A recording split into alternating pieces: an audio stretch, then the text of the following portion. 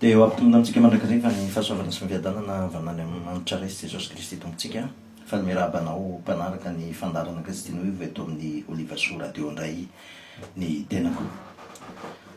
Resaka horesantsika androany a dia ny antsoina hoe herin'ny fibanjinana. Herin'ny fibanjinana. Ao amin'ny Hebreo toko 12:1-2 dia izao no teny ao hoe mijery an'i Jesosy tompony finoantsika ao izay sy mpanefa azy. Mibanjina sy mijery an'i Jesosy Kristy tompony finoantsika sy mpanefa azy. Ity herin'ny fibanjinana ity ry havana dia anisan'ny tena secret anankiray amin'ny fiainana kristianina. Ny mampalahelo dia izao tontolo izao no tena mampiasa an'izy ity fa tsy tsika kristianina nefa dia prinsipa an'Andriamanitra mihitsy izy ity. Tadio ry havana fa zavatra rehetra banjin'ny saitsika, sy zavatra rehetra banjintsika dia amola volan'ny saitsika ary tsy maintsy iseho amin'ny fiainantsika. Averiko, izay zavatra rehetra banjintsika dia tsy maintsy amola volany ao anatin'ny saitsika, ilatsaka ao anaty fotsika ary rehefa avy eo dia tsy maintsy iseho eo amin'ny fiainantsika. Aka ohatra, raha toa ka radio miresaka politika sy fankahalana no henonao tontolo ny andro dia tadio tsara fa izay no anatin'ny sainao dia izay no amen'ny fonao dia izay koa ny voaka eo amin'ny vavanao. Tsy maintsy izay ny tranga. Izay zavatra banjininao dia tsy maintsy hitranga eo amin'ny fiainanao. Manino ny Paoly no teny hoe miovà hozy izy amin'ny fanavozana ny saina. Miovà amin'ny fanavozana ny saina satria nahoana? Satria tadio tsara fa ao anatin'ny saitsika ry havana dia feno information, feno zavatra izay efa voavolavola n'izao tontolo izao. Feno zavatra izay vokatry ny fianarantsika, ny fiarahamonina ny ainatsika, vokatry ny fitaizana sy fanolokolona natao antsika tamin'ny mbola kely, vokatry ny zavatra rehetra expérience ny ainatsika sy nandalovantsika. Ary ny rehetrarehetra eny ry havana dia mamola volantsika ary miseho eo amin'izay fomba fiainantsika ireo zavatra rehetra namola volantsika ary mipetraka ao anatin'ny farahatokontsika ary lasa fomba fisainantsika. Izany indrindra ry havana mahatonga ny Paoly miteny hoe miovà amin'ny fanavozana ny saina. Ary mahatonga azy miteny any amin'ny Hebreo hoe mibanjina, mijery an'i Jesosy Kristy tompony finoantsika sy mpanefa azy. Inona dika zany ry havana? Tadio tsara ry havana fa raha tianao iseho amin'ny fiainanao, ny fiainan'i Kristy, dia tsy maintsy Kristy mibanjininao. Tsika ry havana dia tahaka ny volana eo anatrehan'ny masoandro raiso sary an-tsaina, fa itsika dia tahaka ny volana ary Andriamanitra dia raiso sary an-tsaina hoe tahaka ny masoandro. Inona no tiako hevina amin'izany? Tadio tsara fa ny volana ry havana tsy misy fahazavana ao amina kely aza. Tsy manam-pahazavana ny volana.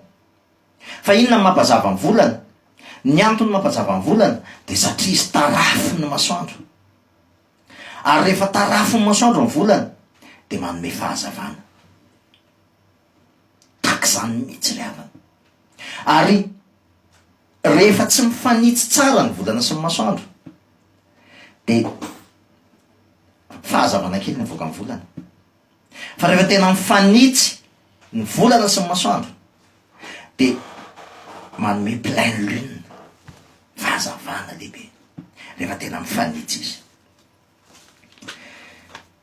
Midika inona zany ry havana? Tadio tsara fa izay zavatra banjininao ihany tsy maintsy miseho eo amin'ny fiainanao. mamolavola ny sainao.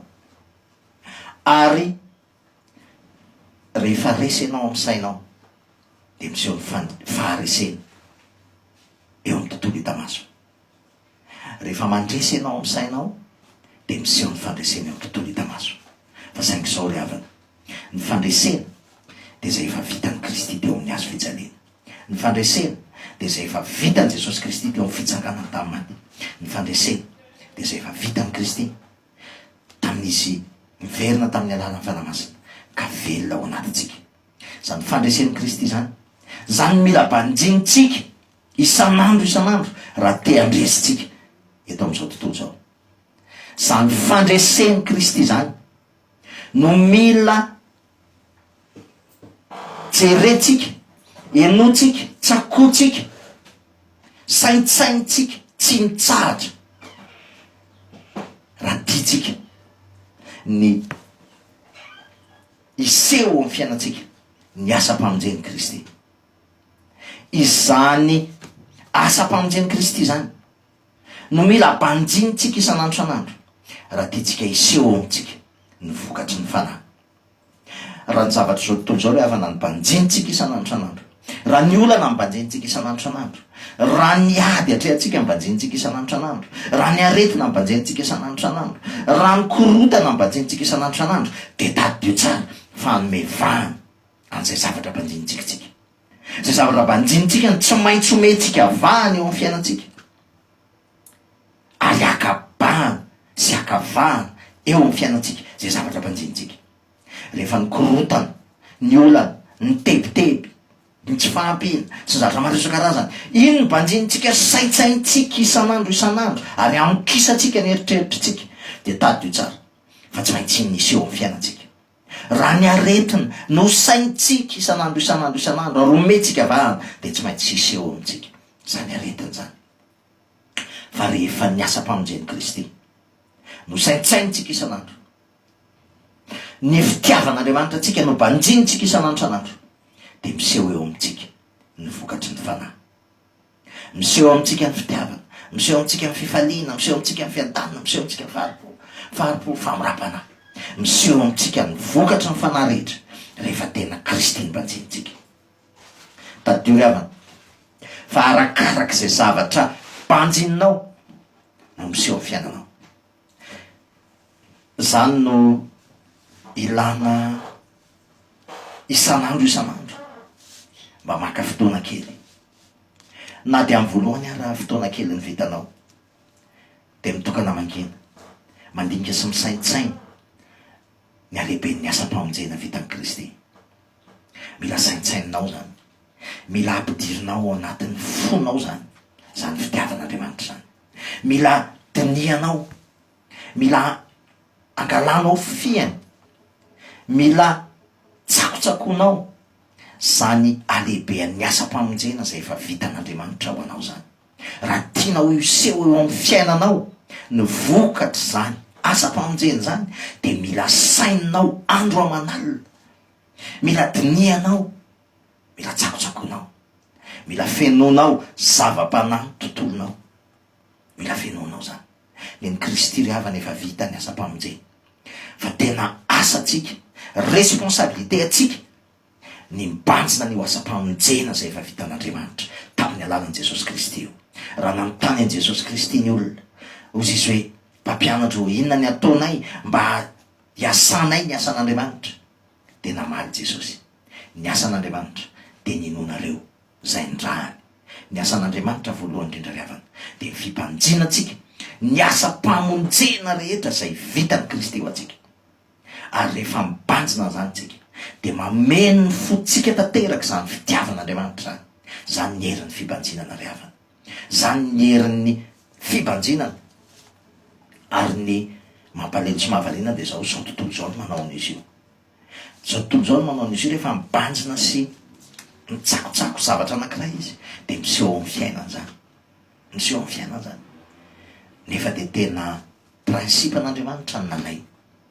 Androany de hiteny amintsika, tadio tsara fa arakaraky ny banjinatsika ny asa-pamonjen'i Kristy, arakaraky ny ibanjinatsika ny asa-pamonjeny efa vitany no hitombotsika amin'ny fahalalana tsara ny Jesosy Kristy. Ary rehefa mitombo amin'ny fahalalana tsara ny Jesosy Kristy tsika dia mitombo ihany koa amin'ny vokatry ny fanahy, mitombo ihany koa amin'ny fikoriana ny vokatry ny fanahy eo amin'ny fiainantsika. Tady havana fa ny Jesosy Kristy efa vitany azy ny asa-pamonjeny. Ny Jesosy Kristy efa voaloha ny vidin'ny fahafatesana tambin'ny ota. Ny antsarantsika kosa dia ny mandray an'izany, mandray an'izany. Ary rehefa mandray an'izany tsika dia miseho mikorina eo amintsika, eo amin'ny fiainantsika, zany vokatra zany asa-pamonjeny zany. Ry havana, aza mifantoka any amin'ny zava-pona, aza mifantoka any amin'ny zavatra hita maso eto amin'izao tontolo zao, aza mifantoka any amin'ny olana, aza mifantoka any amin'ny korontana isan-karazany aseho an'izao tontolo zao, aza mifantoka any amin'ny tsy fanampina, aza mifantoka any amin'ny aretina marina fa mety misy zany, za tsy mandany zany mihitsy. Aza mifantoka amin'ireny fa za kosa miteny, aza mifantoka amin'ireny fa raha tena tianao iseho ny voninahitr'Andriamanitra dia mifantoha banjina tsy miato ny asa-pamonjeny Kristy. Ny zanak'Israely ry havana, rehefa nikakeriny mena rano, ny apatrapatra ny vatany, ny sasany narary, dia tsotra ny vahaolana ny men'Andriamanitra. Banjina ny mena rano avarahana izay nasandratra, nasaina nasandratra Mosesy. Mbola tsy miova zany ry havana satria Andriamanitra tsy miova. Banjina lay Jesosy Kristy izay nanolotra ny aino anao, namela heloka anao. Banjina Jesosy Kristy izay nitsangana tamin'ny maty, naresy ny fahafatesana ary efa mpandresy ary manoatra noho ny mpandresenao amin'ny alalan'ilay tianao izy ny tenin'Andriamanitra. Aza avela hiala eo amin'ny asa-pamonjeny Jesosy Kristy, ny sainao, ny fonao, ny masonao, ny sofinao, ny retsim-pandrenesanao rehetra. Aza avela hiala eo amin'ny asa-pamonjeny efa vitan'i Jesosy Kristy, dia ho hitanao fa iseho aminao ny voninahitr'Andriamanitra, ary iseho eo aminao ny tena vokatra zany asa-pamonjeny efa vitan'i Kristy zany, ny voninahitra teo an'i Kristy irery. Amen.